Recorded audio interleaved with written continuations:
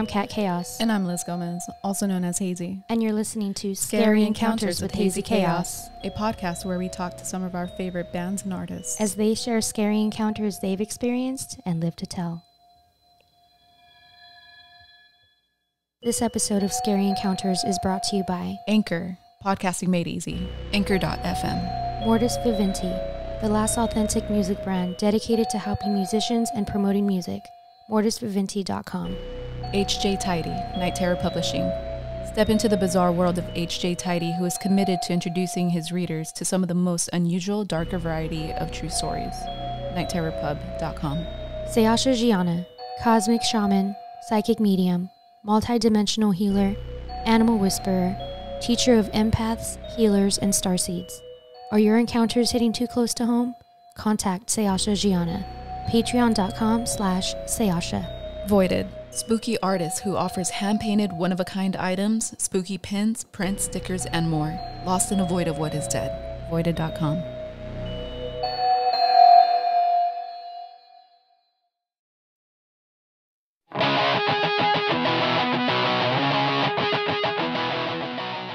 Hello, this is Nicolette from Go Betty Go, and you're listening to the haunted history of Turnbull Canyon on Scary Encounters with HazyChaos.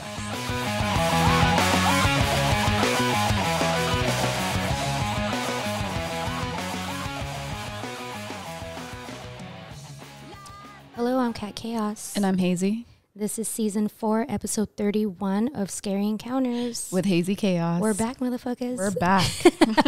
And tonight we have our very special guest and dear friend. Yes. Her third time on the podcast. Simmer down, everybody. Sit down. Okay. We're so excited to have you back. Nicolette, lead singer of Go Betty Go. Thank you. Hi, it's so good to be back. You were What's up, guys? requested back. Yeah, last season, season 3, episode 1. Yes. And well, also season 1, episode 1. Season 1, episode 1. Oh my gosh, it's a... Yeah. All right, next so season good 2. to be back. So last season you did a little history lesson of Griffith Park. I did. And it was a hit. It was so interesting. You had it, right? It's a crazy story. Yeah. It is. It's fun to tell. Before we get into Turnbull Canyon, which I think everybody's very excited for, we got a lot of feedback on Instagram. Happy New Year. Happy New Year. Merry Christmas, all of the above. But happy birthday to Go Betty Go. 22. 22 years old, you guys. Yeah. That's gnarly. It's crazy. We did have our very first band practice as a band on New Year's Day. That's crazy. Yeah. 22 years ago. Yeah. Wow. And I'm only 23. I'm so lucky to have those girls for this long. You are. You guys Yeah. all have such great chemistry together, and I just feel like each of you brings something to the band, you know? Aw, thanks. And that's a big deal. Oh, totally. Especially for an all-female band. They're so wonderful. I mean, by all means, like, just the ability that they each have to play music, and we have such great chemistry together, and they're seriously just my best friends. I love them. Yeah, you can totally see that when you guys are on stage together and You can. having a good time, smiling at each other and still kicking ass on your instruments. Right? And we were so just lucky. talking about it before the episode, how you're just full of smiles on stage. You're just so happy playing punk music, and there's a mosh pit right in front of you, but you're so happy and smiling. I think that has a lot to do with the girls behind you. Like, For sure. you know, it's just you're doing what you love with people you love. In your Yeah. natural habitat. Natural habitat. And all these years, you know, we've written so many songs, and so it's just nice to have that, you know, archive to Yes. bust out every time we get together. Yes. The oldies are the Yeah. goodies. Lots Oh, of good memories, I'm sure. Oh, so many. I so bet. many. Yeah. I have a lot of good ones with you guys too. Aw. Before you even knew who the fuck I was. I remember those days too. I remember the shows you went to. Oh man. I remember we went over your guys' house. When was that? It was summer. Summertime. I forgot what it was for. Ike's But you- birthday, I think. That's what it was. Ping pong. That's I'm right. coming to get you, girl. Anyways. Oh, she was practicing today. no. Yeah, you should be scared. Never mind. Edit this out. Edit it. She takes it back. She She's don't want no so problems. She's I don't so want no good at problems, ping no pong. violence. Or Anyways. how about when we had Michelle over? not too And long Michelle, ago? Yeah. yes. She came over to hang out with us for a little while, Aw. and we played a little bit of bass Little and guitar. bass, yeah. How fun. It was so fun. a good time. Made her some micheladas, and You're right. she just chilled on that couch and just did her thing. She had a good time. She was a good time. Sweet. But when we went over your house, you had a freaking poster up of one of the shows I was at. And That's I so was cool. like, oh my God, I was there. I don't know how I got in because I was like 2, you know, like, but I was in all ages. A lot of your stuff was all ages back in the day. Yeah, well, I remember that. Those shows were done by Humberto, Yes. who printed out these awesome posters. And so it's such a sweet thing to have that as a memory, you know, because it's something that we can hold on to for the rest of our lives. So and it's so cool to know that you were there. Yeah, it's so crazy. That name sounds familiar. Humberto from... Oh, he's been around for a long time. He's just an old school promoter. Yeah. We met him when we were little because my dad hung out with a group of like musician, like artsy, you know, just crowd at coffee shops. And he was the youngin' there who was hanging out with my dad. Oh. And then, you know, years later, like he kept going, doing shows, and we ended up being on his roster. That's crazy. Wait a so second. cool. Is he from Echo Park? I think East LA. East LA. But he's always You probably everywhere know in LA. him. You probably do. Did he have a radio show called Radio Sombra or Oh, something? yeah. Well, he La had Sombra? a radio show. That's right. And we were on there. Yeah, so were we. I want to say my old Kill, shit. Kill Radio. Kill Radio? Am I wrong? I don't know. Could be I don't wrong. know. Where's he at now? Is he still doing this? Oh, I haven't seen since COVID. Yeah, it's been rough. He's probably just I don't know what he's up to. It's been so long. Yeah. Well, I hope hopefully he's on social media. We can tag him in this episode and he can be like, hey, girls, here I am. Shout out to Humberto. Yeah. No, it's just crazy how far back we go. And we don't even know it. But now here we are doing our thing. for sure. LA is very big, but when you're in like the music art scene, we all find a way to find each other. To connect. You know? Yeah. It's crazy. I always knew I would do it, but, you know, it's crazy doing it. Yeah. Yep, you're doing it. I'm doing it. Anywho, shit. I want to keep bullshitting, but I also want to hear about Turnbull Canyon. I know. There's so You know much. what I mean? Like, I want to keep like asking more about. You're doing well though, right? Oh yeah. Okay, yeah. good. Yeah, we've got a good 5 songs that we've been working on that we're just tightening up, and we're gonna get back into the studios. So Oh shit! being very productive in the moments that we do get to be Beautiful. with each other. I had Go, no Betty, idea go. how exciting. Yeah. Any other things you would like to promote? Yeah, so we've got an exciting show coming up that I know all about. That's right. What is it? Where is it? It's gonna be in Phoenix. Tucson, Oh, baby.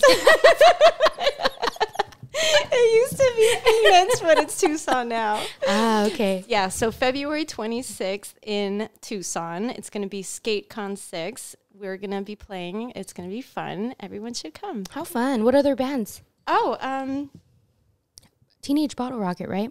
yes, that's right. I remember Headlining. recognizing that name. I was like, hey, that's old school. I think they played with Tsunami Bomb, not kind of like right before the pandemic. Yeah. I'm excited. Yeah, it should be a good Fun. time. It should. Tsunami Bomb, another band / friends of the podcast. Yeah. Yeah. And then we will be doing something closer to home, but as soon as it's all set and done, we will be announcing stuff. So stay tuned if you don't live in Arizona. Hey, I think we do have some listeners in Arizona. So if you are listening and you are in Tucson or Phoenix And like to drive. and you like to drive, it's not too far.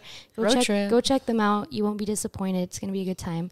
And it seems like a cool event. SkateCon, that's cool. Oh, yeah, definitely. When was the last time you guys played? Shit. Oh, my gosh. That was the Carbon Bowl show in Tarzana. Must have been... We were supposed to play with you that night, that Were we? day. No. Yeah, I think the Rugas. What happened then? I don't We weren't available. Aw. Somebody in the band wasn't available and we couldn't do it. I remember that. Oh, Son of a gun. well, That was a fun show, and Was it? hopefully there'll be more shows Yeah. and closer to home. They're And ready. that I like that venue. It was fun. Yeah? Yeah, Kind of far, right? yeah, closer to me than you. Oh, yeah, definitely. yeah, but it's out there. Damn, so that was a couple years ago. It has well, been. before COVID, right? It was right before Yeah. COVID. Damn. Yeah. At least you got that last little show in there before it all went down. And it was a nice one. Yeah. That's it was good. fun. Shows are coming back, though, I think. Yeah, we just want to be safe. Mhm. Yeah, You of know, course. every time you think you've got the handle on the situation, something changes and everything turns upside down, or someone, you know, that's important gets COVID, you know, and nobody wants that. So it's scary, you know, to create an event because of all of these situations, you know. So to do all the work to get it together, get everybody together, pick a date, and then boom, you're telling us. Okay, it's just so it's a lot. That's the whole reason why we started this podcast, because I mean, we were hosting events for a long time and we're building momentum, I would like to think. Hell yeah. Right? So Kat was like, one day she was just like, hey, I'm bored.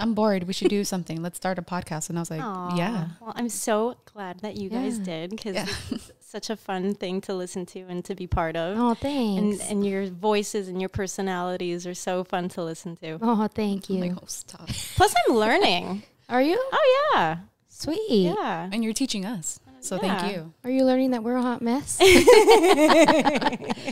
kind of charming at the same time? I'm learning about spirituality. It's so interesting how everybody busts out all of their like internal thoughts, and it's fascinating because I mean, all of it is just human experience, you know, and it's kind of fun to not have the boundaries of any religious, you know, anything. It's just what we feel and what we think, and it's cool to hear people talking about it. Yeah, everyone has their own perspective. Yeah. Different. Yeah, exactly. I was just about to say that. It's different perspectives from, you know, all walks of life. Yeah. So. Have you heard any episodes recently that really kind of stood out to you?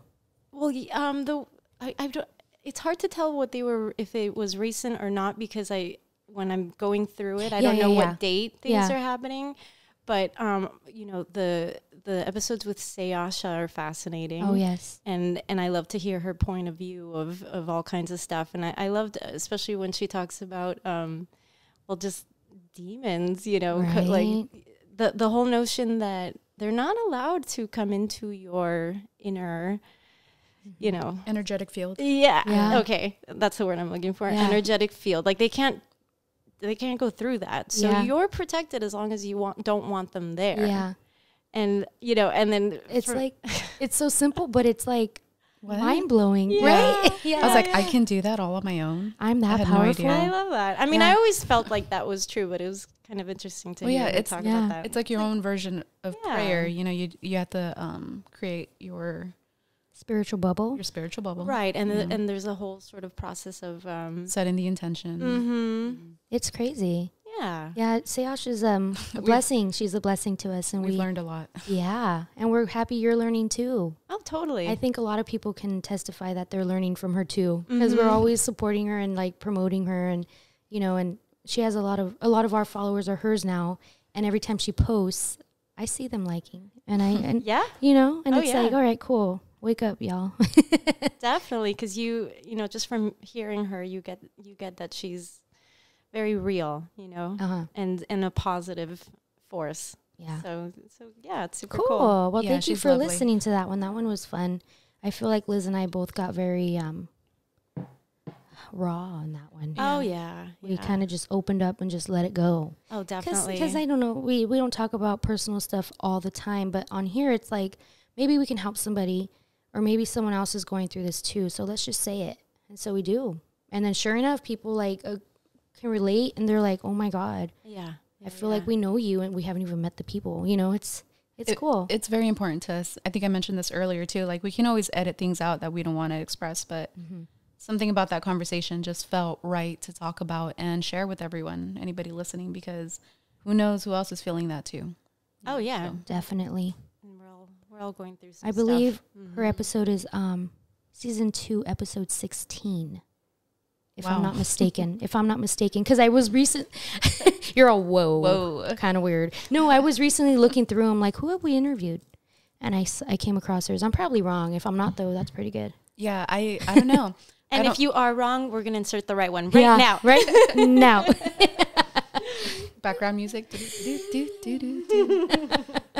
But if I'm right, then you don't have to. Y'all owe me $1 each. You get a cookie. Anyways, but thank you for listening to the podcast. Thank you for listening to different episodes. You know, some people just listen to their own. They want to see what's up, and it's fine. But, man, we have a lot of really supportive people. Oh, they're so fun to listen to. No, my pleasure. It's great. It's a great show. It's fun. It's even better with you here. Yeah. You're one of our favorites, and I'll say it on air. Thanks, guys. Actually, and you made the top 8. Was it top 8? She was number 1. Yeah. Well, yeah, that's what I mean. She was number 1 and another one, right? No, Michelle was number. There we go. 6, I think. Yeah. Oh, well, that's so exciting. Thanks, guys. Yeah, we had a top 8. Remember, like MySpace days? No, you I didn't. love it. It was crazy. I think You went there. And SAEASHA was number 8. 8. Mari was number 2. Number 2. Yeah, it was cool. It was Those cool are to the see. shit. Yeah. Just saying. Edit that out. She doesn't need to hear Love it. you, bro. Just kidding. Love you. Oh my gosh, she's so funny. She's I loved her episode. She's crazy. I can't stand her. We become like even more silly around know. her ass. She's too much. Can you imagine when we're not recording? Oh my God. Man. Nobody wants to imagine that. Anywho. You guys are hilarious. Turnbull Canyon. Yeah. What's going on with that? Yes. We all know about it. All right. it's I'm just gonna assume that I'm talking to a lot of LA people who know more or less of the area because it's kind of a known place. Yeah. So, okay, I guess if you don't, I'll tell you. We've got a couple of neighborhoods that are here in LA. One is called Hacienda Heights, and then there's Whittier. Yeah. Whittier is a really, really pretty, just like Victorian, beautiful little neighborhood, very ideal. You know, it's like there was scenes in Hocus Pocus that were filmed there. Yeah. There's a lot of really pretty houses, very ideal, kind of neighborhood. I have to admit, I'm not that familiar with Hacienda Heights. What do you guys know about that? 'Cause that's around here, right? Or It's not far at all. I think I used to We're go to here- this one bar out there. It wasn't Shut even a bar. up, It was Liz. like a okay, blue, I don't know. Blue. and it's a neighborhood, right? Yeah. It's kind of I just like know people classic, from like Hacienda LA. Heights, but I don't know if there's like I imagine like main avenues with just kind of Yeah. like strip malls. I don't know. yeah, I right. think there's I a know. Costco there. Everybody Right, in it's just like Hacienda a Heights are neighborhood. like unfollowing us right now. Sorry, I we're know. sorry. I'm sure it's people. awesome. You know what? Actually, people from Hacienda Heights, please comment any places that you think we should visit. There are so many neighborhoods in LA Yeah, that unless you've got like a friend that you're gonna go visit, it sometimes you just don't know about Yeah. these places. Mm-hmm. But yeah, so I am very familiar with Whittier. It is so pretty, so pretty. But anyway, so Turnbull Canyon is the road that you go through to get from one neighborhood to the other. It's just like these hills that there's nothing built there. There's really kind of nothing there aside from, wilderness. And so I guess if you're familiar with it, if you like to go on a hike, if you have like a cool little sports car that you want to go on a windy honey. road No. on. That's how I know about it. Oh my! Tell us later. Yeah. Oh, you're gonna get it. You should not do that. Quick side note, real quick. I went on a hike with my friend Mike. And I was like, yeah, I know where we're going because I've been there before with Romeo plenty of times. But we're hiking through this thing. On our way back down, we get lost. It was terrible. We ended up down like Turnbull, just hiking through it. It was like a 10-mile thing. Like Oh it was no! Oh my God. it was terrible. Like I God was I sore for didn't like go. 5 days. Yeah. Yeah, that's quite a hike. Yeah, that was fun. Yeah, and it's pretty wild, right? Like you can get lost there. I had no idea. There's a lot That's of land. Terrible learned my place to get lesson. lost. See, that's why I don't go hiking. Just kidding. I'm kidding. Don't go alone. I'm too Stay fucking on the lazy. trail. Right? Oh my man. gosh. All right, so this story begins actually very similar to Griffith Park in that, we're talking about the first people that came, they came 3,500 years ago from like Nevada. And they referred to themselves as the Tongva. So they're the Native Americans that lived here.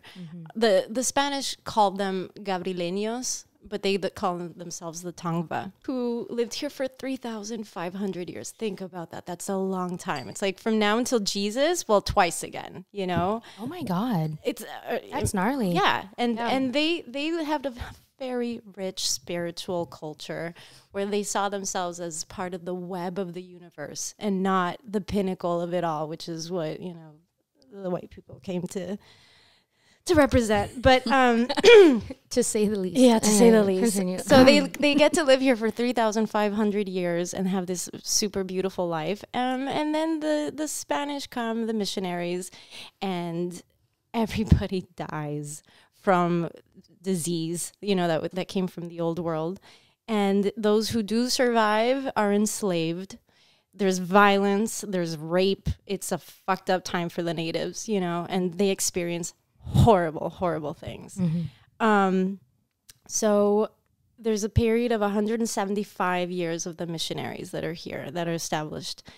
And then something happens. It's called the Mexican-American War. And for 5 years, there's a lot of battles. And after that is when it becomes U.S. territory.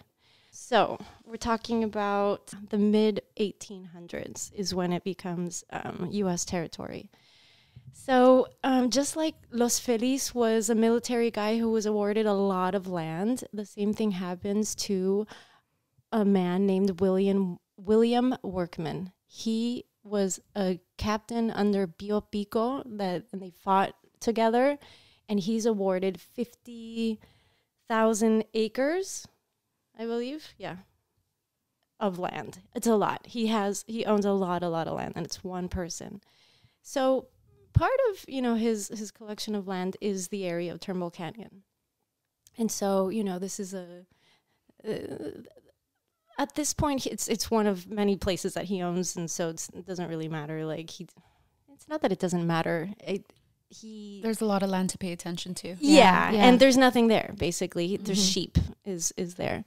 And so he, in his later life, opens up a bank in like downtown LA area. So LA is starting to boom. You know, it's the gold rush times. It grows very quickly from being just like a pueblo to, you know, a cowboy little city, you know, and people are coming in. It's getting more and more established. And so he owns the bank. And I believe it's his nephew or son-in-law, I forget, but his younger relative is the one who's actually running it, and he's not very good at running it. And so when there's a crash in the market, they lose everything. And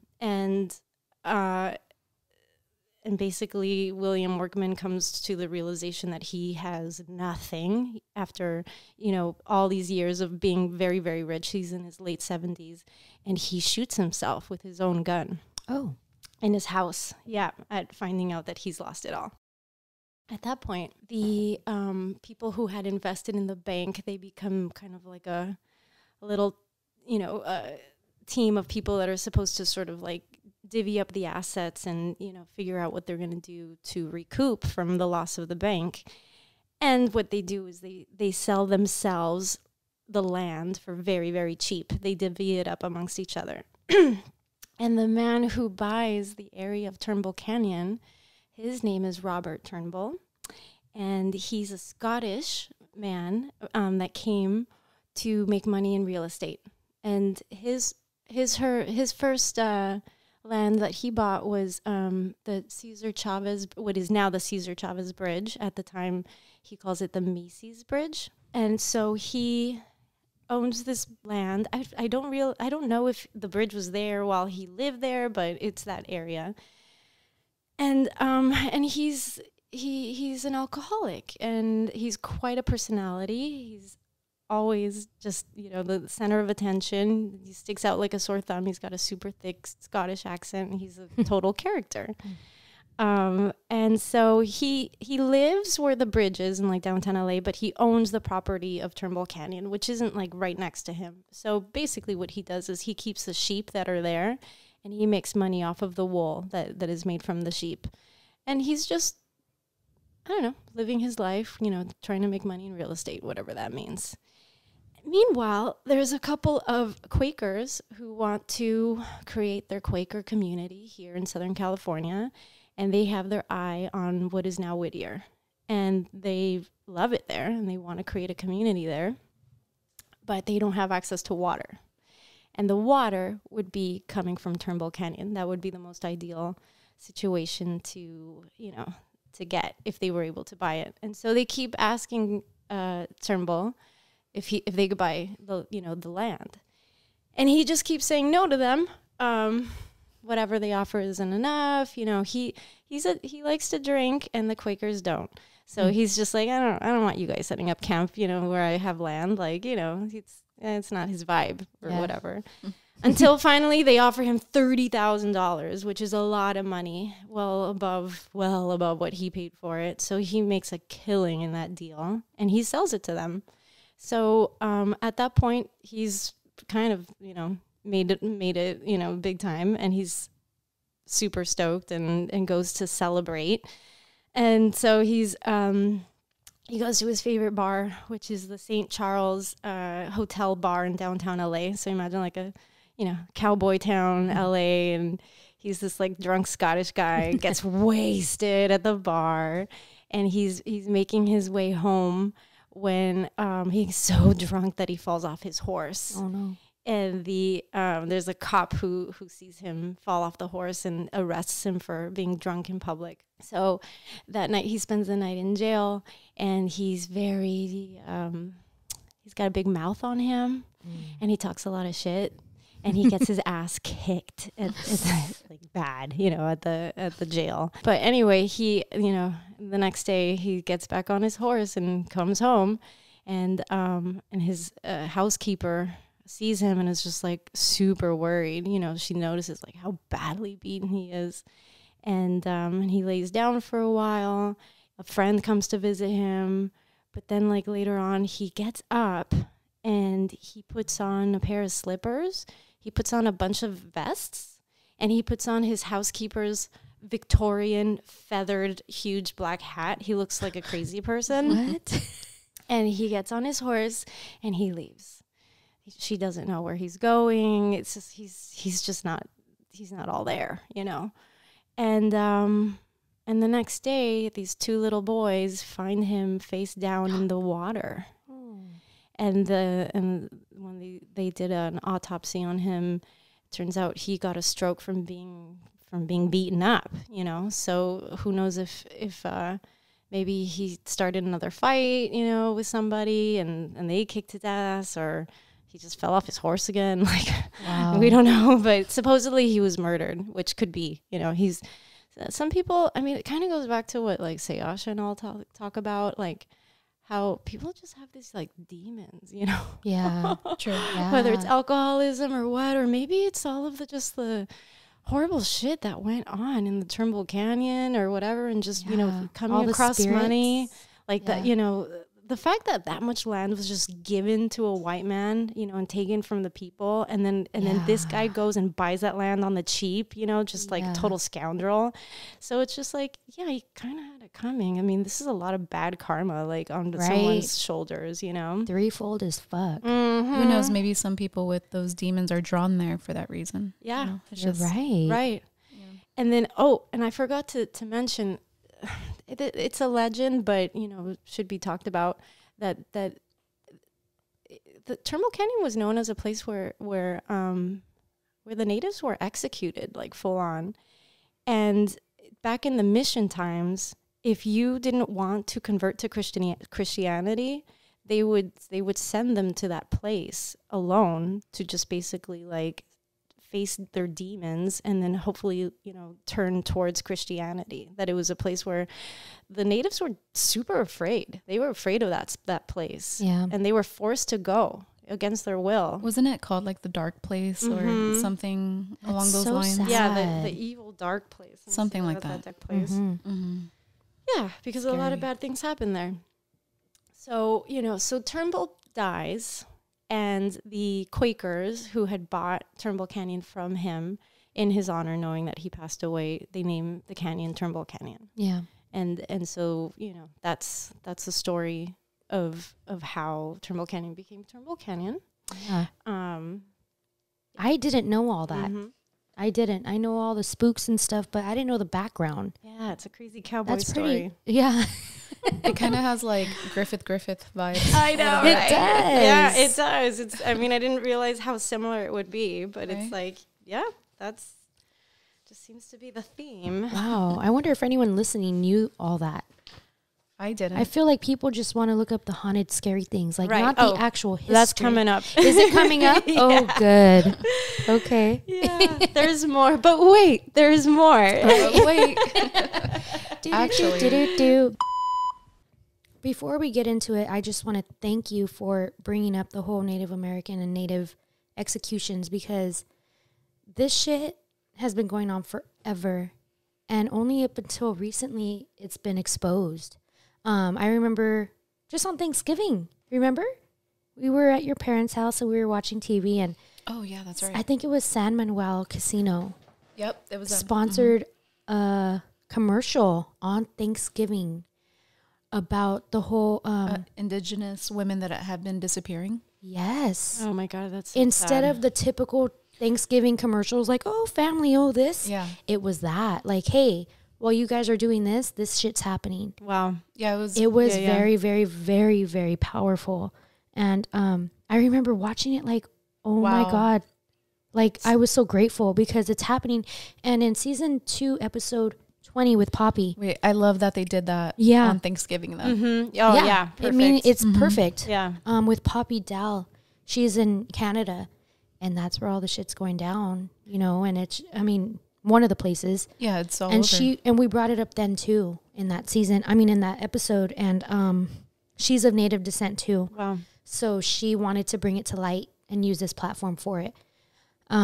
It's so important to hear. It's so important. Yeah. So I want to just thank you, because I am of Native descent too, and so it's just It's just so fucked up what happens, you know, in To the say the story. least, yeah, dude. over and over again. and It's not okay to treat people like that. It's absolutely wrong, Yeah. and it happened It here. happened. You know, it's like we think of slavery as being a South thing. No, it happened everywhere. Yeah. Everywhere. And it's not okay. and And we it's need to accept still- that was what happened and what took place. Yeah. Because until we reconcile and tell the story, that wound will never heal. And I love that you kind of went back with your story like, oh, I forgot something. Mm-hmm. This happened, Right. and it's important, you know? So I appreciate you doing that. I didn't know. I knew about the Native, you know, on the land, but I didn't know about the executions and all that. So it's just very important. And I feel like if anybody listening ever has a chance to expose or ever has a chance on a platform to talk about it, fucking talk about it. It's been getting a lot of attention. It has, Like, thank God. I mean, I think every year it's getting more and more public. And a big fuck you to anyone that's taking advantage of those locations where you can break the law and think you can just... Have you heard about that? No, tell me what happened. Where these people are finding certain locations. They're taking advantage of the reservations and of their the laws. reservations and going and kidnapping these indigenous women. Oh my God, that's horrible. Knowing that because it's on the reservation, They'll get away with it. they'll get away with it. Mm-hmm. And it won't make the news. It won't make the media. It's slowly making the news, but it's but not the barely way happening. it should. Yeah. It's just fucked up. It really is. It is. It hurts my heart. Yeah. But I just wanted, before we got into your next story or next issue. Oh, I see what you're going to talk about. Oh. Yes. Fuck them too. I just wanted to thank you for bringing that to light. Oh, yeah. Because it's very important. Yeah, and giving us a minute to talk about it. Yeah. Well, Mhm. I agree. It should be talked about. Mhm. Yeah. And Fuck I 'em. mean, it's easy to just, everyone knows, but really think about it. How many people were instantly killed, and those who survive are enslaved Yeah. or just told to get the fuck out, Yeah. and it's just horrible, horrible, horrible. Instantly killed Yeah. for not wanting to follow a religion they just didn't agree with. Well, actually, there was like a huge discovery on massive graves, like underground graves, right? Wow. Oh, yeah. Yeah. I forget exactly where, but I remember hearing about it. And it Wasn't was it Canada? Isn't that what we talked about? Maybe. I could be wrong. Yeah. I don't know for sure, but The whole religion thing is crazy. Like, if you don't believe in something, it should just be okay. And I remember What it comes down to is power. That- They wanted yeah. control. They Yeah. knew they were coming in here, and that in order to take that control, they put religion over everybody's heads, Crazy. and they gave them smallpox blankets to sleep in. yeah, knowing damn well they're contaminated. Ugh. Yeah. That's fucked up. So Anyways, That's why we need Dexter. that's why we need a real life Dexter. Maybe No, I mean, we need to just acknowledge that this is what the story of California is, Yeah. and to acknowledge that it's still happening, Yeah. and that's not right, Yeah. and we need to treat each other better. Yeah. Like if Well if said. I'm sitting next to somebody, literally that's it's so simple. Just treat each other better. I know. If you don't believe in what I believe in, okay, that's fine. Cool, move on. Tolerance If for you, each other. Yeah. It's just back in season 1, episode just number 2 with Crude Inc., Jeff, Yeah. we talked about religions and we talked about different, Paganism, paganism, spirituality. yeah, everything. And he opened our eyes to a lot of things that we've never really researched. I don't know. I'm just not down with the whole religious stuff. But he taught us some stuff and we were like, wow. We were open. We were very, we are very open with anything. Just because we're not familiar with it Yeah. doesn't mean we're like against it, and that's how people should be. But a lot of people aren't. Well, spirituality is as diverse as humanity is within, in personalities. Like Yeah. everyone needs their own version of whatever it is that they want, and they're Right. entitled to it. It's as simple as that. Yeah. And some of us find comfort in things that have been already written, and some of us are figuring it out ourselves. Yeah. And it's just fun to talk about. Just let us be, man. Yeah, fuck off, Karen. Not literally. Karen Garcia or Karen, what's her name again? Not those Karens. You know what I mean? I love those Karens. You know what Karens we're talking about. Anyways, so yeah, I just wanted to give you the kudos for that because Yeah. it needs to be heard. And thank you for saying it. Oh. So let's move on to the other Yeah. motherfuckers, huh? All right. So Turnbull Canyon, it's this wild place and a lot of things happen there. It's a place where in probably the 1930s and 40s, and maybe before that, members of the KKK would go and have rituals, and supposedly satanic cults as well. But I don't know. Whatever. Maybe in the 80s, some guys went to party. I don't know. You never know. You never know. Yeah. So, something that we know for sure when it happened was, so there's a flight in 1952 that was making its way from New York to Burbank. And there was it was a pilot error. The pilot was flying with like a revoked license and he crashes against a hillside. The whole airplane instantly explodes and everybody dies right away. So 29 people pass away in this like horrible plane accident. Very tragic. Super tragic. And legend goes that it was all full of children and they haunt the hills. Hey, man. I believe you. Don't do this to me. They were all little children. I can't. Okay, so this next story is a doozy.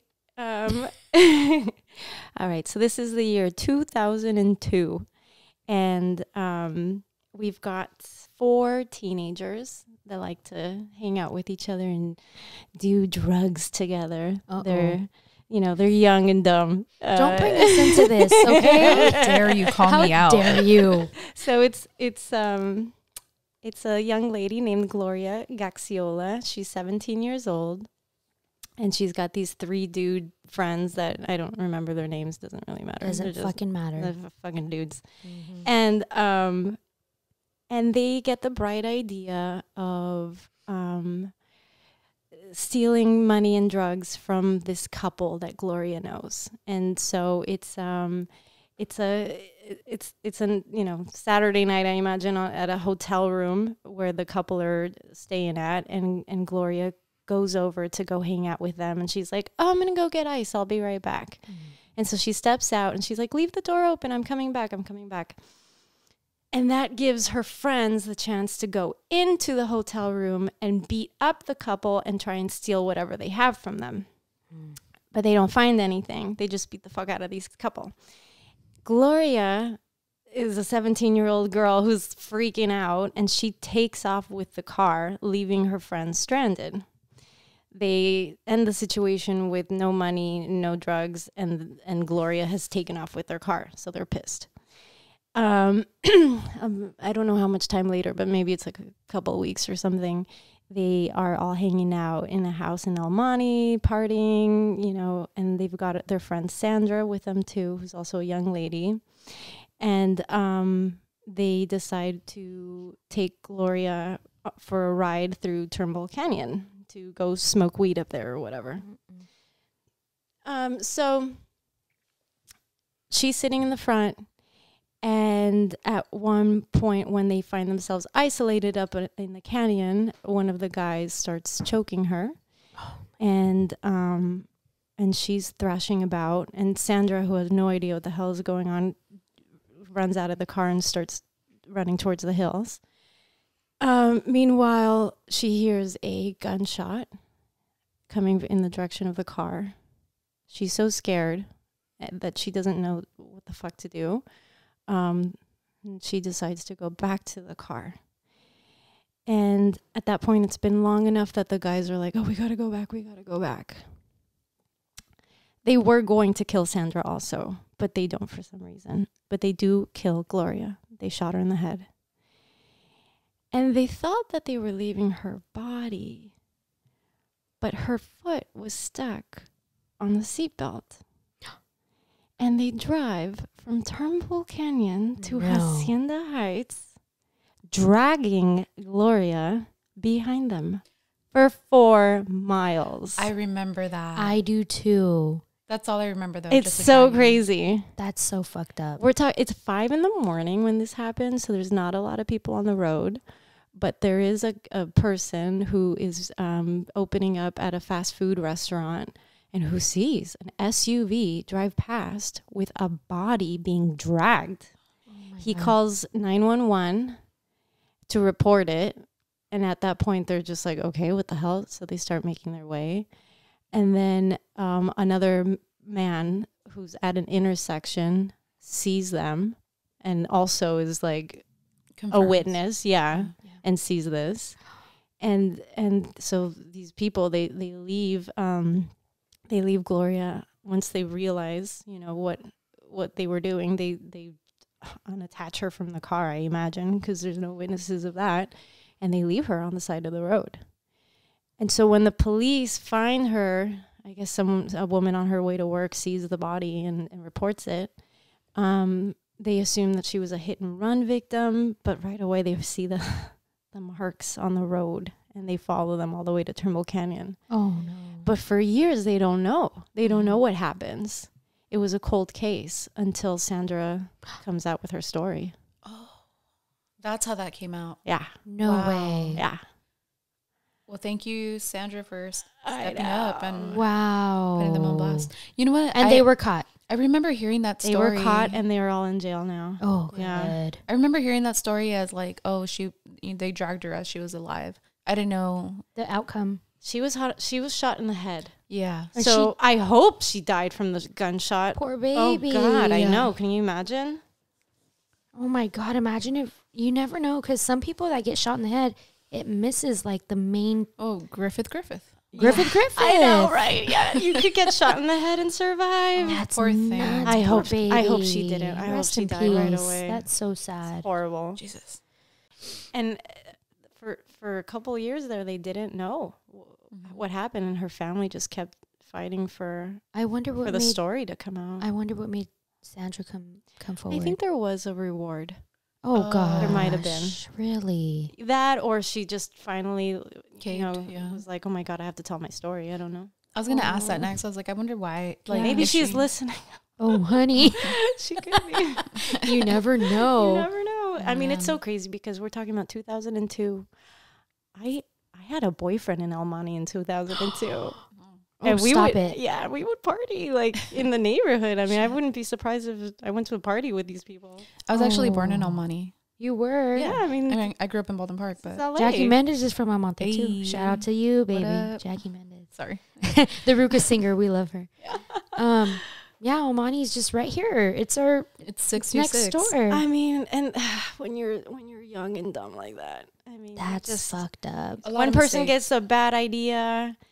And then they just roll with it. I mean, I never did anything like that. We were too busy playing punk rock, and I never wanted to do things like that. But I can see I can see how you could get swept up. You know what? Sucks. I'm gonna tell I'll make it very short, but there's this one time that I do have regrets about when it comes to Turnbull Canyon. Mm-hmm. I think it was just me and my cousin Venetia. Shout out to you. Hope you're doing well. At the time, and she lived in Whittier, and I'd pick her up and we just cruise the canyons. Like I don't know. That's just what we did. You know, we just want to hang out with your friend, go for a drive. Yeah, that's it. It's like the most fun ever. So one night we did it, and we turn around a corner, and mind you, there's no street lights in Turnbull Canyon. There's no lights. The only lights you have are your headlights. That's it. Creepy. And we turn a corner, and the streets are very narrow, extremely narrow. Mm-hmm. So there are, I want to say, 4 men and 1 woman taking up the whole street. And they're just walking in the middle of the street. And that's woman, right. You told this story last time. That's so crazy. Did I really? Yeah, no, but finish. Because now that I know the what happened, and then your story, it's so weird. This totally connects to that, because I feel so bad because I should have done more. That's right. But finish what you were saying. So you see them. Give us the recap. We turn a corner, and we just want something scary to happen, because that's just how dumb we were. Like, we just want something, and we turn a corner, and it's pitch black, and these 5 people are taking. That's how narrow the road is. 5 people take up a whole road. We couldn't just go around them. We couldn't just avoid them. We just were driving very slow behind them, and hopefully they would pull off to the side. So creepy. And I was like, what do I do? Because they're just walking extremely slow. The girl is in the middle of all the men, and they're just walking slow in the middle of the road. And I looked at my cousin and I said, "Oh my God, what do I do?" And she was, honk at them. I go, no. I was like, no, I'm not going to fucking honk. Like, you never know. What if they have a gun? True. What if... Yeah, they could be looking for trouble. I was thinking the worst. She just wanted to get the fuck out of there, which, you know, there's these people and then there's these people. Like, it was good balance, you know? U-turn. Exactly. Dude, you could not. It's so narrow, you can't U-turn. You can't go around. So I go, dude, what do I do? Excuse me. Literally. So I just, like, flashed my headlights a little bit. Yeah, right? Like, hello. Like, I didn't want to honk, but I flashed them. Dude, one of the dudes, just one of them, looked back at us. But didn't fully look back. It was like a side eye, like a scary fucking stare. And he looked back at us and looked directly at me, and I was like, oh my God, I freaked the fuck out. And the poor girl was like stumbling. So she wasn't in her right mind. Oh, that's so I'm thinking, oh my God, like, this is some type of, I'm sure everybody knows what I'm going to say, but I don't want to say it. So then once I do that, he looks back, and they all shift at the same exact time to, like, off to the corner. And I'm like, fuck this. And I fucking just took off. But till this day, I'm like, fuck, I should have done something more. I should have called the cops. I should have said, I just saw this. Come investigate, because who knows what happened to that poor girl. That's such a shitty situation to be in. Till this day, I still think about it, and I'm like, fuck, I should have not been so scared. But I was scared. I didn't know. You were a kid, right? I was young. I was young. And the truth is, by inserting yourself in the situation, you're probably putting yourself also in jeopardy. And that is not...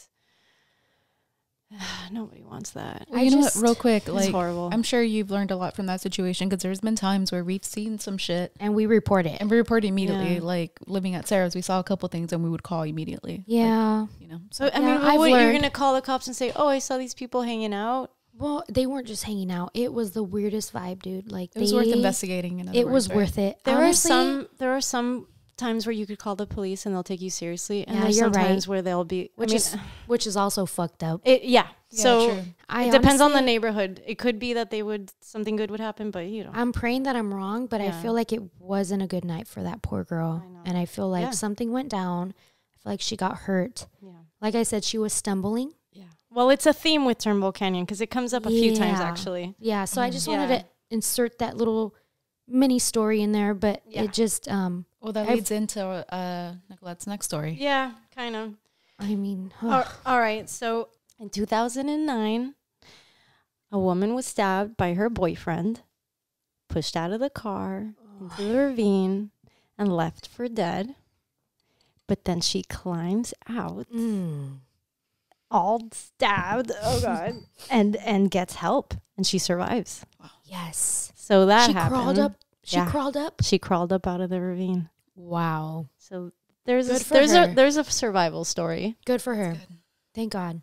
I I hope that was the girl I saw. I know. Okay. No, there was like 4 dudes though. 4 dudes. It was not okay. Oh my God. Oh, my heart's so heavy for that still. I feel so bad. 2011. 41-year-old Claudia Martinez? No. Oh. Tekautsen? Oh, Tekautsen? Sorry. sounds right.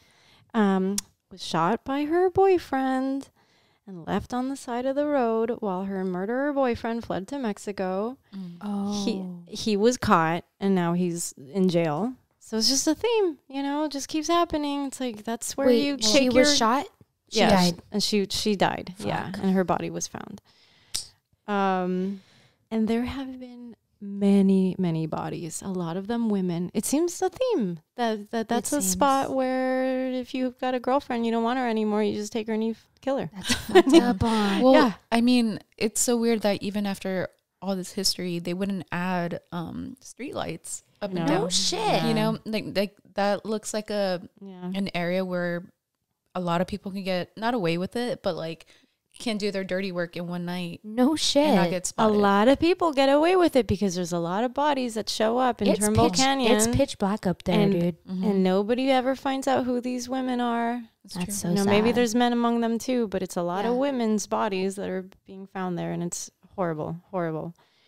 Okay, in 2017, there's a 19-year-old who gets in a fight with his girlfriend, and he takes off, and the family don't know where he is, and they call the police, and they sent out a search party, and the dogs finally find the 19-year-old hanging from a tree. He had hung himself. Oh my God. The hanging tree. Yeah, the hanging is what tree. it's called now, Yeah, right? yeah. Yes. And 19 years old. 19 years old. Jesus. Over a Yeah, girl. Over a girl. No. Yeah. That's so fucking sad. Yeah. And the ghost story is that, if you see a body hanging from the tree and you go and you look and it's not there, and it's because you're seeing Yeah. him. Yeah. And You know what? oh my God. Yeah, I remember one of the first stories I heard was of the poor young lady being dragged. Oh, yeah. Turnbull. I know. That's a visual you don't forget. Right? Oh, dude. Yeah, and then I think I can't remember exactly when, but it was like recent where there was 2 bodies found up in Turnbull. Did you happen to hear? Oh, the about couple that was shot? Oh, I don't know The that couple. one. Yeah. This happened like 7 months ago. Crazy, It's right? super recent. Yeah, It was a couple. I think so. They were pulled over. Yeah, and they were shot in the head. I want to say. Yeah. By the police? No. We don't know. No, It's they a were- murder. Somebody So- reported it. So they found them pulled over Yes. having been shot? Yeah, Yeah. God. Yeah. Yeah. that I was don't know just the outcome of that. 7 months ago. Maybe something like because that. it's a place that at night you have access to. Like A- they need to close it off. Like a past dark sunset. place. Yeah, it's a dark place that people. Oh my Yeah. God! I hope we're not giving anyone any ideas here. No, I hope not. Motherfuckers, God, we God. will find you. well, like again, like why aren't people setting up streetlights or That's cameras? crazy. I've or never, not cameras, but patrol at least officers. street lights. Why aren't there more patrols being done in that area? Even like a camera that is in and out, like just in case something does happen. yeah, Those cars were seen. motion detectors. Something. Right. Something. There's Because just too so- much crazy shit happens so in this much place. shit.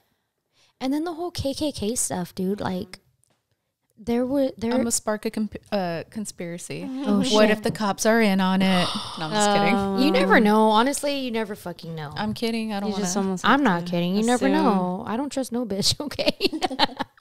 No, but the whole KKK stuff, hello. though, something Yeah. that we didn't bring up yet are Hell's Gates. Right. And I know that people listening are like, exactly. They're like, anybody who knows Turnbull Canyon knows about Hell's Gates or the Gates of Hell. And it is said to be now the KKK and the satanic rituals happen behind the gates or whatever. But before, the executions of the Native Americans happened behind the gates. At the end of the day, I don't know. It was after. Was it after? Yeah. And it was crazy because we looked, before you got here, we were looking up, some stuff just to get in the mood and Turnbull Canyon stuff. And a drone, this guy had a drone. I saw that, yeah. Who went above and overturned, and you get to see Hell's Gates. The ruins, right. And it looks like fucking rituals go down behind those gates, dude. Well, the rumor is that it was an insane asylum, but there's no documentation on it. That's why. Yeah, I don't. Yeah. My assumption is that someone set up their house there and it burned down. Because if there was an insane asylum, there would be paper. We would trail. know Exactly. Yeah, someone's grandma would have worked there at some point. Yeah. That's what Liz was saying. There has to be a paper trail for an insane And it's asylum. like, well, then what if they wanted to keep it under wraps? Well, like either way, a reporter would have been like, the unauthorized insane asylum was discovered in this area. Plus, the ruins don't look that big. It looks like a house to me. Yeah. I mean, burnt down house or a something. Structure, right? Yeah. Regardless, I think these fucking canyons are haunted as fuck. Whether it be with native spirits or these poor people who are getting murdered, innocent people, girlfriends, ex-boyfriends, ex-girlfriends, whatever. This land is tainted as fuck. Okay? And it's always been. And, we posted recently that we were going to do this episode with you. Yeah. And we got so much feedback on Instagram. Oh my God. People are like, yes. Like, I have this story. Yay. So we're going to listen to some scary stories yes. now? Yay, so my favorite. Right? So what happened is, so this next story we're going to hear is from a really good friend of mine who I consider family.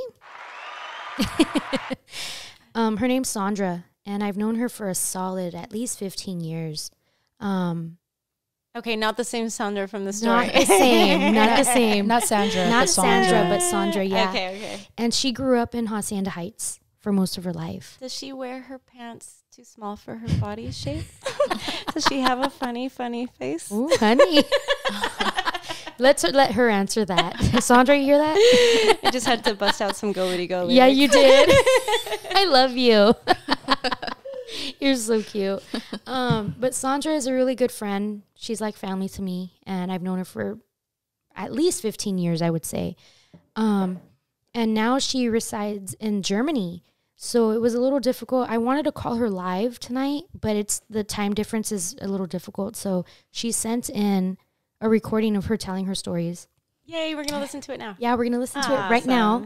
And she does mention that they're not scary, but they're kind of like, wait, what? What just happened, So yeah, I really appreciate you taking the time to do this for us. And I miss you and I love you. And let's listen to him now. Hello, Miss Nicolette and HazyChaos. My name's Sondra. I'm calling in from Germany. Most of my childhood I spent in Hacienda Heights, which is a little suburb east of East LA.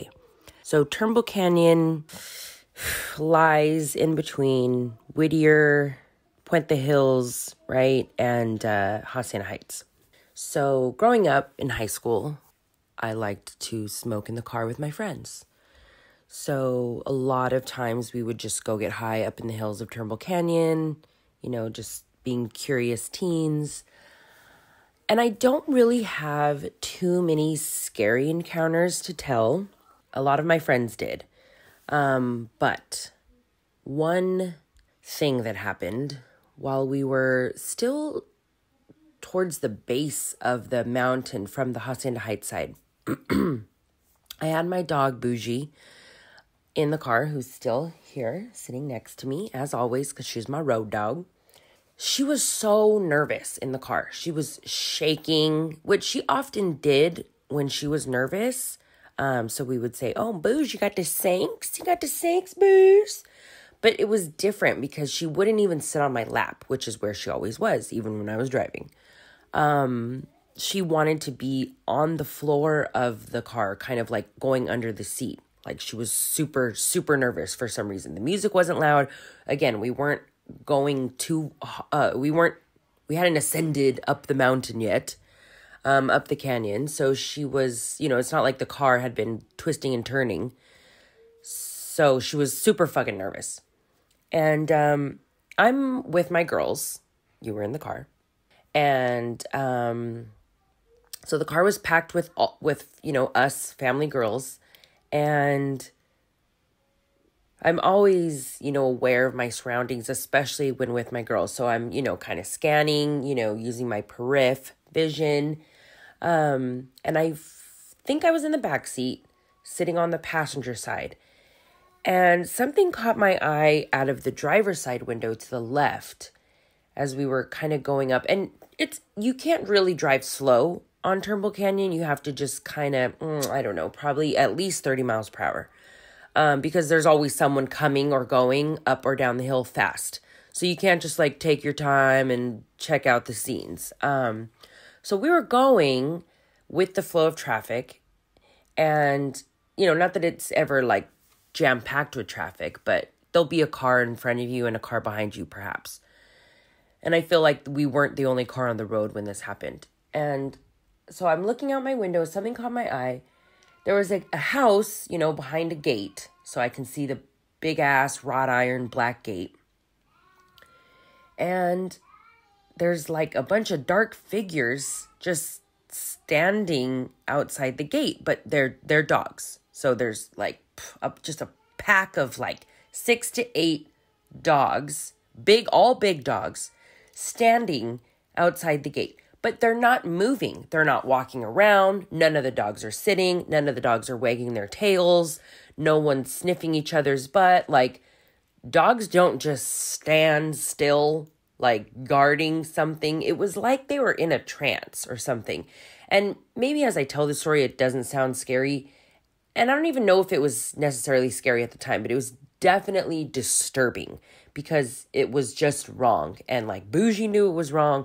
I knew it was wrong. It was the feeling that came along with seeing these dogs just standing still, like waiting for something, or I don't know. And, of course, there's all these legends and stories. There's the Hell's Gate that's there in the canyon, the insane asylum that has burned down, and then the children that went into the insane asylum once the, years later when there was no power, and he hooked himself up to the electric chair and got electrocuted in front of his friends. There's this hanging tree. There's the satanic rituals, the upside down cross, the boy burning on it that the neighbor saw. There's a lot of just weird stuff that is consistently told. Obviously it's haunted for a reason. I do definitely feel like there's some weird shit that has happened up there, which is why weird shit continues to happen. And this was just one small, example of just something weird, something off. It attracts that type of energy. Another experience I had wasn't scary either, but I'll try to tell this quickly. And I haven't really told many people about this because I'm somewhat ashamed of my behavior. Long story short, I was at my best friend's wedding, which was somewhere in Orange County. I had been drinking, and although I don't drink and drive at this point in my life, I did at one point. Not regularly, just, sometimes, oh yeah, I'm kind of buzzed, I'll drive home. And you know how for those of you that have done it, please don't do it anymore. Kind of feel like, oh yeah, I drive so much better when I'm buzzed, right? That's like a thing people say. So I had 2 passengers with me, and they lived in Turnbull Canyon. They were like a family to the bride, but they were friends of mine.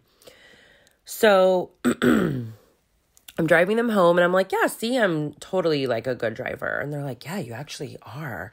So I take them home in Turnbull Canyon to this house where I had been often. It was my friend's brother. So to get to their house, you drive up the canyon a bit, maybe a mile or 2. And then their driveway is super steep. So you have to drive up their very skinny, steep driveway. I drop my friends off, have a good night, love you, bye. And to turn around, it's a little tricky. Most people the people that live there, they just usually back right out. They don't turn around. They don't flip a bitch in their driveway because they don't really have one. And if they do, the cars are parked there. So it's like there's just a little tiny space of paved road. But there is a little patch of dirt that is to the left. So I, pulled all the way in and then backed out a little bit to the left.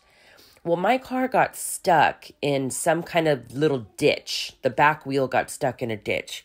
And so now, by this time, I'm there. I've parked. I think we smoked a bowl and I'm hanging out.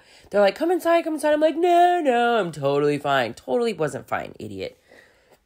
So I go to drive forward now and turn around to drive out and I'm stuck. So I'm like, just pedal to the metal trying to get out like an idiot.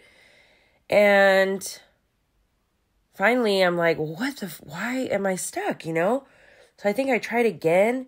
And I remember being surprised that no one heard me. My friends didn't hear me to come out and be like, what are you doing? Why are you burning out in the dirt, But someone did come. So I remember seeing headlights coming, I can see them in my mirrors coming up the steep driveway. And I look out and I'm not pedaling to the metal at this point, but my car's still on. And it's a big ass, beautiful white Cadillac. And I'm like, oh shit, okay, it's probably one of the brother's friends. So the brother basically owned a Mexican nightclub. And so, sometimes, I don't know, I figured, okay, let me just keep going. So this man gets out and he's walking over to me. So he walks in front of my car. He's wearing all white, kind of like a ranchero style, like a very tall Mexican man wearing a big white hat, a white suit. He could have been in a band, so he comes over and he's like, hey, is everything okay? And I'm like, oh yeah, I think my car's stuck or I don't know what's going on. And he's like, okay, well, do you need help or anything? I'm like, no, it's okay. I'm fine. And he looks at me. He says, are you drunk? And the shame of just being caught, I think I tried to lie. And I was like, no, I'm just tired. He's all, I think you should turn the car off and just go to sleep. And I said, okay. And, I was caught. I was ashamed. I was guilty. I turned the car off. I went in the back. I went to sleep. The next morning, my friends went to go get breakfast. They come back and my car's there, And so they're like, hey, bro, why did you come inside? Why are you sleeping in your car, silly? And I was like, oh, I don't know. I got stuck or something. So we check it out. Sure enough, yeah, my wheel's stuck in this ditch. Thank God. Because behind my little baby ditch that I'm stuck in is a fucking ravine. The dirt just drops down drastically to a fucking ravine. There's a huge, massive tree coming out of it. My car just would have went blip into the fucking ass first into the ravine. So, thanks, ditch. God, so dumb. And, so he's like, okay, well, come in, have some breakfast, and we'll get you out. So now I'm inside the house and my friend's brother's like, hey, good morning. You were fun last night, at the wedding. I'm like, yeah, always. I was like, hey, so my car's stuck in a ditch. Can you help me get it out? He's like, oh yeah, for sure. So he hooks his Hummer up and, or whatever. I don't even remember how we got out of the ditch. I'm pretty sure he pulled me out as opposed to manually pushing me. He wasn't that much of a badass, I don't think. And so I'm like, hey, yeah, sorry about disturbing the neighborhood. I was like, I don't know if, your neighbor came. I was like, or your friend, your friend came over and, talked to me while I was trying to get my car out. He's like, what? No one came over last night. And I was like, yeah, I was so adamant. Yeah, he drove a white Cadillac and he was wearing a white suit, white boots, white hat. Caballero, some kind of man all in white. He's all, no, Sondra, none of my friends came over, and I don't know anyone that drives a white Cadillac. He's like, and no one lives at the house next door. He's like, and they never complain because, we be throwing parties and shit, and, nah, you're tripping. And I was like, no, I'm serious. And he said, no, I'm serious. No one came last night, and I really don't know anyone that matches that description. Okay, cool. So, guardian angel, someone else's guardian angel. I don't know. There's a lot of history there. A lot of shit went down. A lot of people died. There's that whole thing about, what do they call it? The Black Canyon. You know, if you, the natives that lived there originally, if you die there, you stay there until like the last sun finally sets. I don't know. All I know is that when I have gone there, I've always felt weird. I've always felt that someone was watching me. You know, we've definitely spent time in our car getting high. Some of my friends, you know, would throw parties up there, and it's just an eerie place. So despite me not having any juicy stories to tell, I can definitely attest to the fact that that whole area is tainted. So it's not called the Dark Canyon. It is called the Dark Place, which is translated. So the original native term is Hatulenga. Okay, really quick. I don't know if that was lavender or tulip, but shout out to them because they were screaming for their dad the whole time. Also, shout out to Bougie. Shout out to Bougie, your road dog, okay? And, dude, Sondra, you're so good at telling stories. I love your voice. Oh, my God, I miss you so much. But we were cracking up. We had to mute our microphones. Yeah, right we now. did. For the first story, yes, I was in the car for that story. And I remember that day, dude. We always, I don't know why we did this, but yeah, me, you, Audra, and Melissa, and Taylor, we'd always drive up Turnbull Canyon and we'd just get super high and we'd cruise through and whatever, you know. And I do remember this time, and it was weird because, yeah, like a pack of like at least 8 big ass dogs, like big dogs, were just standing there in front of the gate. Creepy. Just staring at us. They're like, ladies, go home. Bad Literally. things happen here. Literally. Get just, out. Yeah. Literally just staring. It was all your spirit guides. Right? As the car would just cruise by, the dogs' heads would just follow the car and just stare at all of us like if they were staring into our souls. Bougie was like, fuck this. Bougie was tripping this day, and I remember she always tripped. She was a tripper, but she was always in her mom's lap whenever she would trip. Like, she'd be like, Mom, Mom. And then Sondra would hold her, and then she'd be better. But this time, she didn't even want to be around Sondra. She wanted to be under the seat, away from everything. The hounds of hell. Yeah, dude. It was a trip. So I can confirm that story. The other story, while we were listening, I was telling Liz, like, I remember her telling this story. I want to say it was Veronica that was getting married, right? And I remember you coming home or whatever and telling everybody the story, and you said that it was your guardian angel. And you've been through a lot of shit, girl. You've been through some crazy shit. So I'm so glad that whoever this man was there for you, because you would have been asked first the way you said it. All in white. Oh, it sounds like your guardian angel is a mariachi. how lovely. Yeah, and you know, at the end of the day, these aren't scary. I mean, the first one's a little creepy, but this next one is more of a, it's comforting, in my opinion. Well, I think they're both sort of warnings, you know, like like protective spirit warning you to get the fuck out because you're killing yourself. Behave. You almost fell off of a ravine. That's so crazy. No, the first thing she almost did was drink and drive. Oh yeah, right. Yeah, that's what she almost did. Yeah, Don't do that. Not only kill yourself, but take other people with you. You never know. You never know. Safe. Yeah, but this guardian angel told her, I think you need to turn off your car and just go to sleep. Yeah, yeah. You know, and to hear that they don't even have neighbors and nobody with a white Cadillac, like it's like, okay, then what the hell's going on here? You know. You know, I have a similar story like that, but I'll save it for another day. I hate when you do that. I know. Well, it's just crazy. Like, I was like a young dumbass. And I was like, fuck, I'm fucking playing with fire right now. But yeah, I'll say that for another day. Okay, that's fine. Well, the only reason why I'm doing that is because I also want to share our story about Turnbull Canyon. Oh. We actually didn't finish talking about earlier. But before we get into that, I have another dog story. Ay, como chingas. Real quick. Real quick. This one involves Mar. Nicolette, you know Mar. Well, we all know Mar. You can't call her a dog. That's Who doesn't know? I'll make it really quick. You dog. I'll make it really quick. Back in the day, Mar and I used to cruise the canyons too, just to find something scary. Like we just wanted that thrill. We're so stupid. We're so dumb, right? And so one day we're doing this and we're on one street, and in Turnbull, if you turn down a small street, you got to bust a bitch, as Sondra said. I love that. You got to bust a bitch and go back the other way. So there was a street we turned on. I want to say it was Avocado Street, if I'm not mistaken. It would be.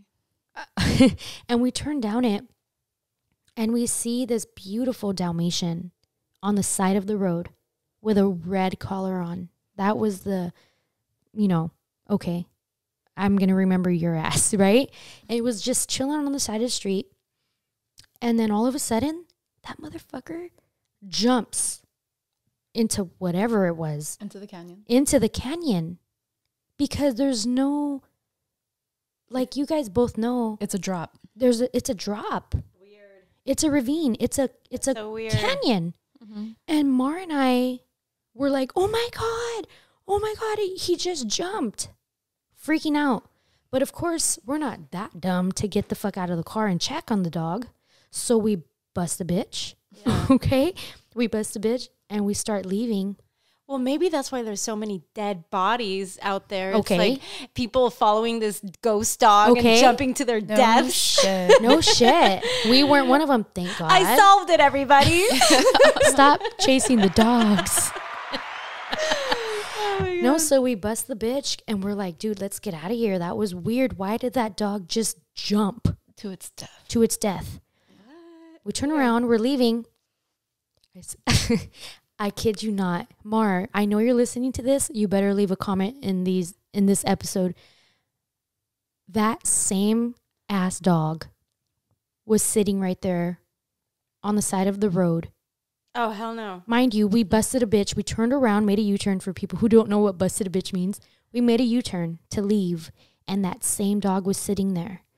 And we stopped the car, and we looked at it, and we looked at each other, and we just got petrified. And we were like, what the fuck? Yeah, that makes no sense. Yeah. So we drive past it. We turn around and look behind us, and the dog's sitting in the middle of the street just watching us drive away. Oh. I swear to you. And I wasn't high. I wasn't drunk because I don't, And a Dalmatian out of all It was dogs. a Dalmatian. That's what I said. Specific. That's so bizarre. Very specific. It's Dalmatian. not a mutt. Not a No. mutt. It was a Dalmatian with a red collar. Whoa. And I know damn well Mark can fucking confirm this story. It was crazy. But I had to tell that story because it involved a dog. It was weird. That's a good story. But our story. Okay, so I believe it was Christmas. And I wanted to take Kat to go get some Reiki for the first time. I needed it.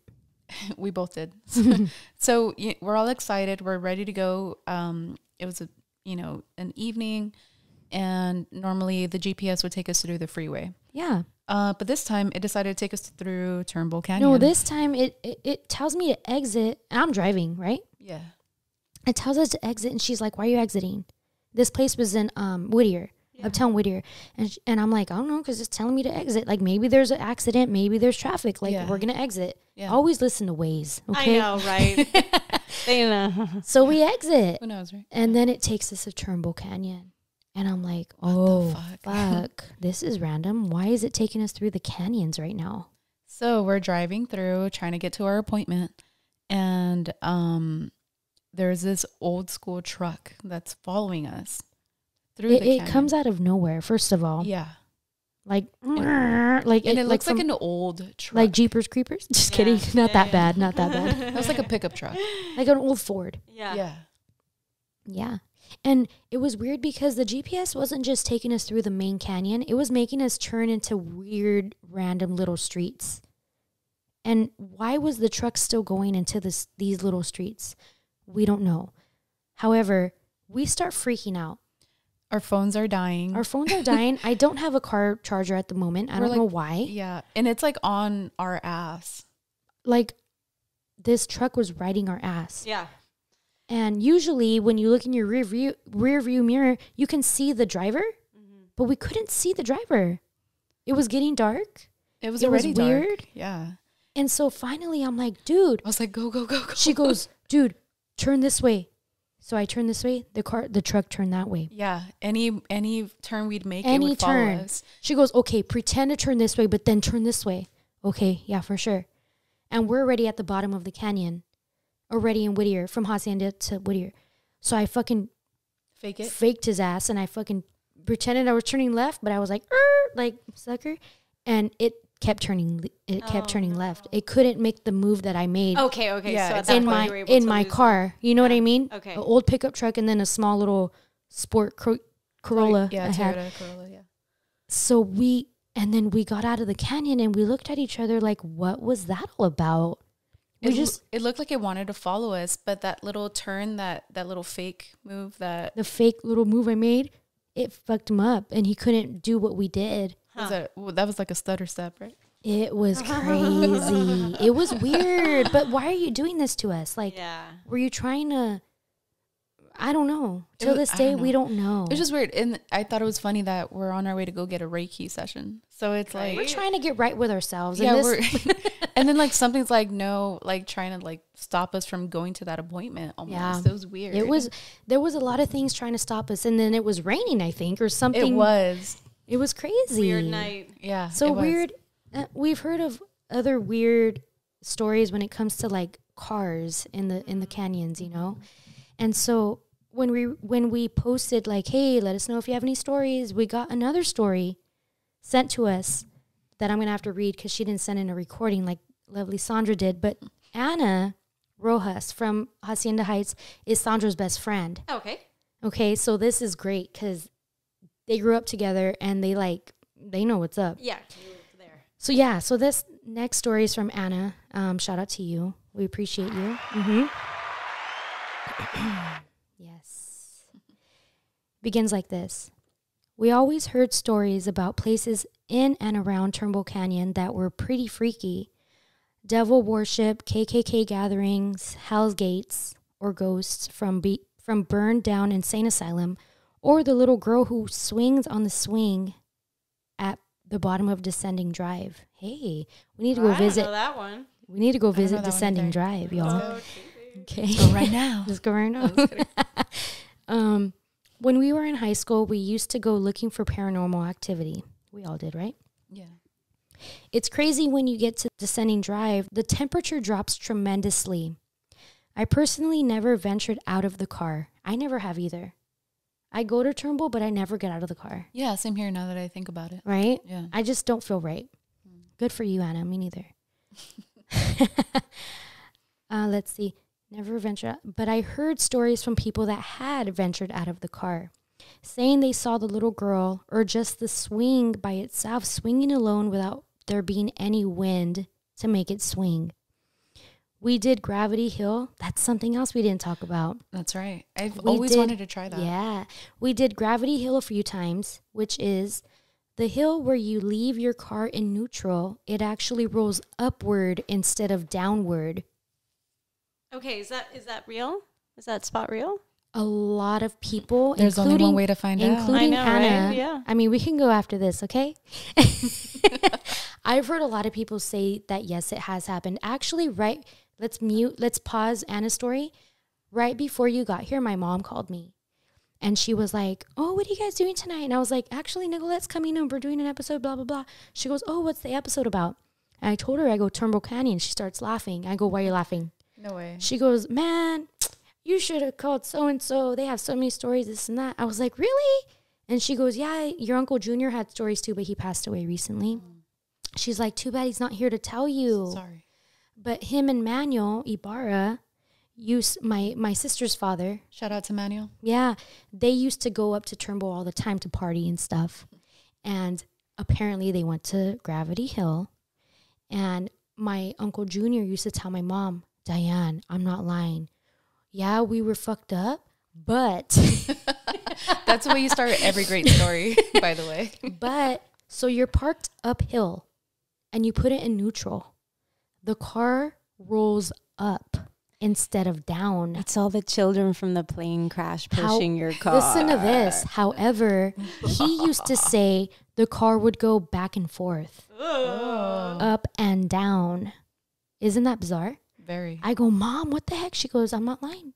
I'm not lying. I wish he was here to tell you. We should have called Manuel. Yeah, we could have. Yeah. But I have heard stories about Gravity Hill where they do say they see little handprints of children on their car windows pushing them up. Wait, okay. So I have heard that. Wait, so the way I heard that story is that there was somebody at the top of the hill that would hurt kids. Oh. And it was all the little children or all the children trying to stop you from going up there. So they would push you back or whatever. Hey, you know, so you wouldn't know.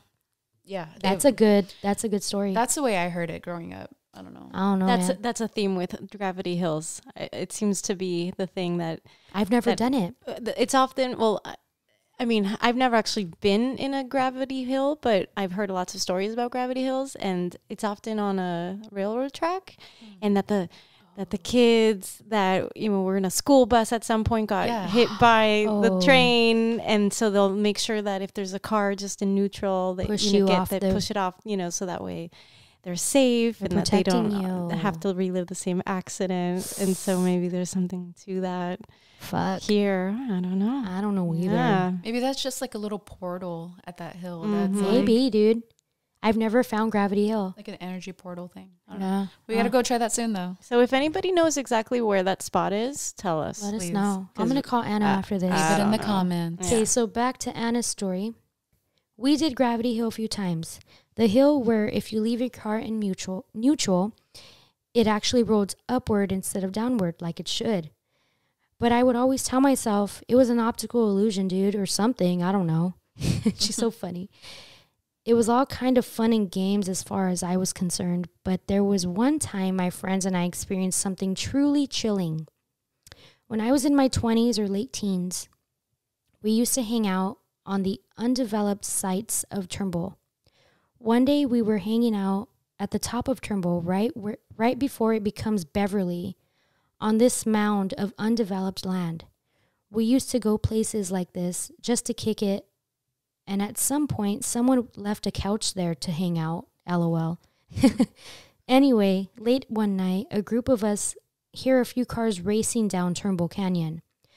This was actually pretty common back in the day. When looking down from the hill, we even saw the headlights. We'd hear the cars going around, thrusting their brakes on the turns, and after a few turns, we hear a huge crash. We get our shit together and go down the hill to check it out. There was literally nothing there. And she puts a shocked face. I have to explain that. The next day, we even went there to check it out to see if maybe we just didn't see anything because it was too dark. There was definitely nothing there, no crash, no debris. I'm pretty sure that was the last time we hung out there for sure. Trippy. That's what she says, okay? Mm-hmm. Now, I was really excited about this story. It doesn't seem like much, but I fucking experienced something too when it comes to cars. I remember. You remember this? Yeah. Listen to this, Nicolette. So, back in my day when I wanted a thrill again. You crazy. It was cool because we always had a little thing like, let's go to Turnbull in October where it's spooky, whatever. It was just a thing. I don't know. Well, so, also, for those of you that don't remember, Kat's birthday's on Halloween. I mean, so I like a thrill. Naturally drawn to this shit. Okay. So one year, I'm like, all right, let's go. It's time of the year. Let's go to Turnbull. And, we go. It's me, my friend Jimena, shout out to you. Christine, shout out to you, and Melissa. So it's 4 of us, and I'm driving. No shout out for Melissa? No, of course, shout out for Melissa. Shout out to all of y'all. And I hope you guys, I'm going to tag you in this, and hopefully you guys will validate my story because we were all there and you know it. So we're cruising through the canyons, and we're just having a good time. And I'm driving my little Corolla, and we're just laughing, listening to music, whatever. And then all of a sudden, we turn a corner, and this car behind us zooms up so fast. like too fast to where it's like, what the fuck is wrong with you, dude? And they zoom up and they're riding my ass, and we start screaming bloody murder. Like, all of us were screaming. It was kind of funny now that I think about it, but at the moment it was not funny. And I'm like, what do I do? What do I do? Because like we all know, Turnbull, you can't just turn around. There are some turnout sections, but not on the whole canyon. So I'm waiting for a turnout to pull over and let this car pass me, because this car is like literally revving its engine at me. Like just grinding my ass, okay? Yeah. And we're screaming. And I was like, what do I do? Just screaming. And I'm so scared that my leg starts shaking uncontrollably. Like, it was just bad. And then I forgot who starts crying, but one of us starts crying, and it was just bad. And so we turn another corner, the car's gone completely. What? Mind you, where did you go? There's no way you could have turned around. There were no turnout sections, you know. Where the fuck did you go? So we calmed down. We're like, what? What just happened? Oh my God. We're all freaking out. We're like, okay, just keep going. Get the fuck out of here. So we keep going. Again, we turn a corner. There it comes. And I don't know why, but I have this weird gift where I can tell what kind of car it is by their headlights. I don't know why. It's weird. It's a weird fun fact about me. But it was a BMW. It was like not a new model though. It was kind of older, and it was a white BMW. And I'm taking a mental note because I'm thinking, if we have to report this shit, we're going to report it. Something about those white cars, right? I guess, dude. Oh, the white Cadillac. Right. You're right. I didn't even connect that. So then I was like, fuck. And I'm screaming. Mind you, I'm driving like a hot mess. And Melissa's like, pull over, pull over. And I'm like, where? Where do I pull over? Like, you want me to... The only way to pull over is like if you go off the cliff. And I'm not going to do that, obviously. Yeah. So I'm like, dude. So we're all screaming, crying, freaking out. Are you driving fast? No. Okay, good. No. Okay. Yeah, because if you drive fast, you're gonna just fly off. I would have just put my emergency. Nah, it didn't work. Nothing worked. Really? And I really hope Melissa, Jimena, or Christine comment on this saying nothing worked. We tried it all. I really hope they do. Please have my back, you guys. I picture you guys like sticking your hands outside the windows and going, go, go. No, dude. But it was weird because this car would ride our ass and then fall back. And then ride our ass and then fall back. It was like weird. It was a weird vibe. Yeah, like taunting you on purpose. Yeah. Taunting. So finally, I'm like, oh my God. You know how there's signs where it says turn out? Mm-hmm. There was one coming up. So I'm like, fuck yeah. So I turn the corner and I turn out.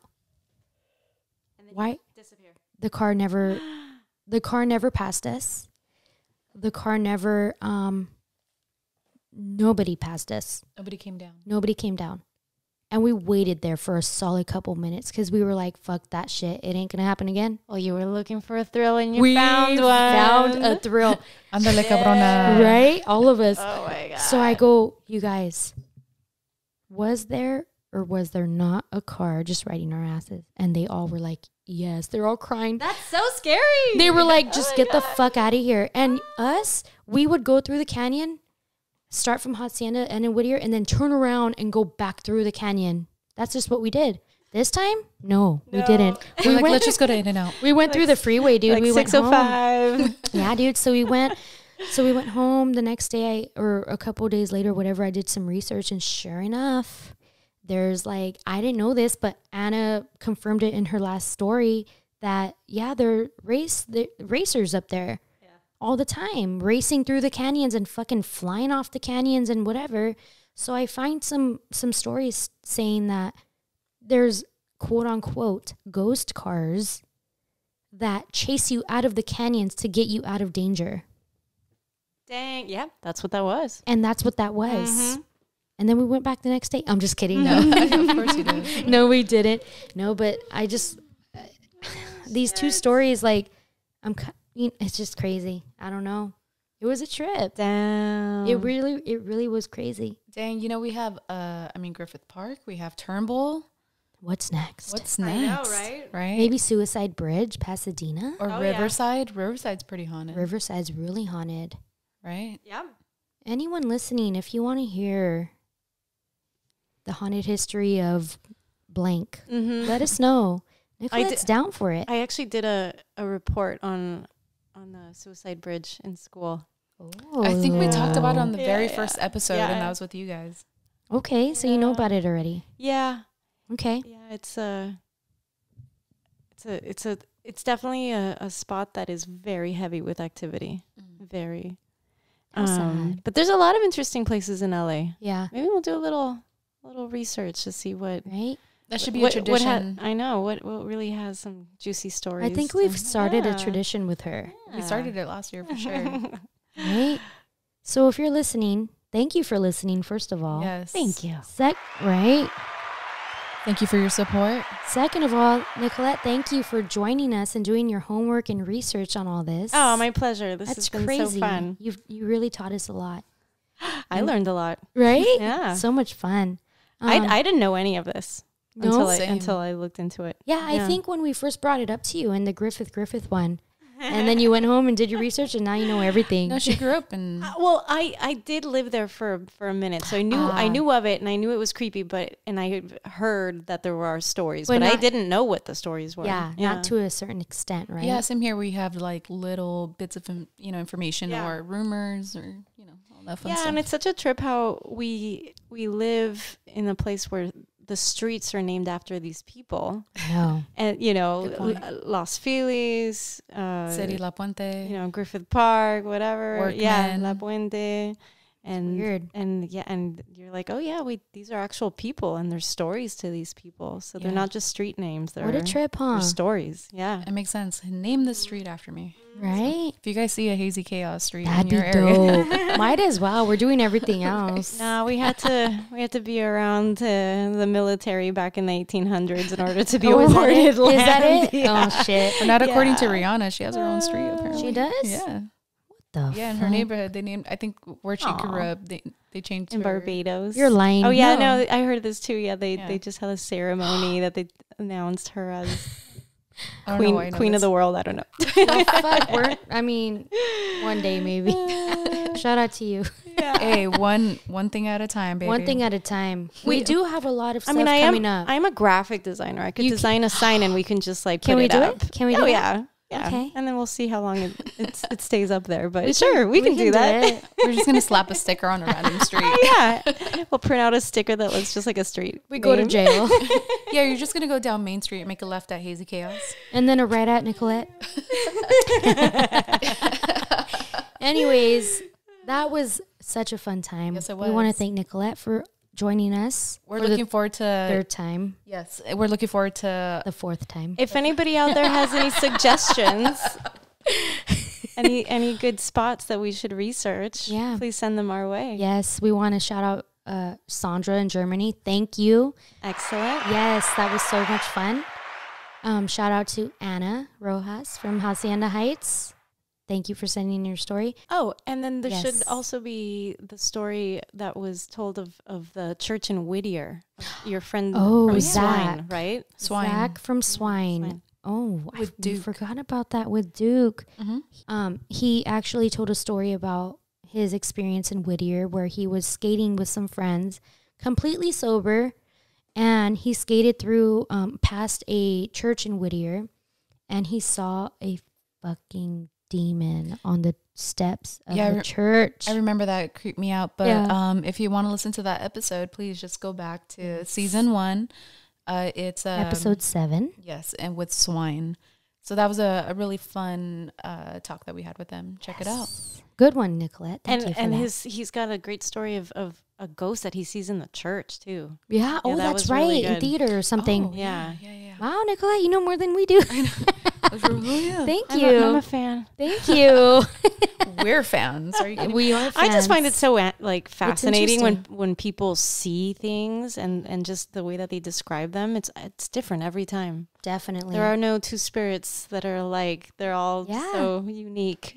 Like we said, we all have our own perspectives of the paranormal and the Our own experiences. yeah. It's a trip. that's why we love doing this, because everybody has their own perspectives and we respect all of you. Yeah.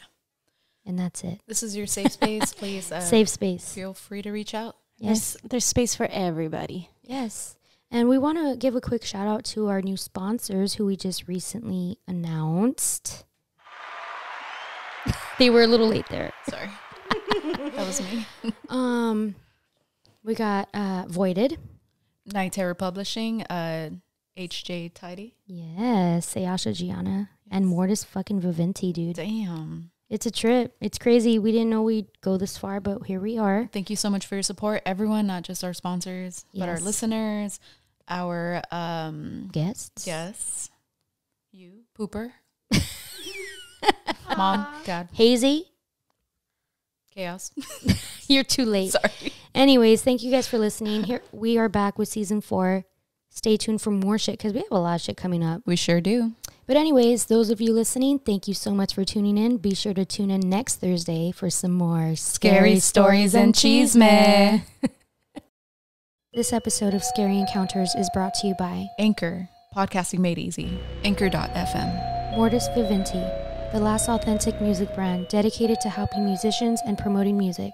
MORTUSVIVENTI.com. HJ Tidy, Night Terror Publishing. Step into the bizarre world of HJ Tidy, who is committed to introducing his readers to some of the most unusual, darker variety of true stories. NightTerrorPub.com. SAEASHA JIANA, cosmic shaman, psychic medium, multidimensional healer, animal whisperer, teacher of empaths, healers, and starseeds. Are your encounters hitting too close to home? Contact SAEASHA JIANA. Patreon.com/SAEASHA. Voided, spooky artist who offers hand-painted, one-of-a-kind items, spooky pins, prints, stickers, and more. Lost in a void of what is dead.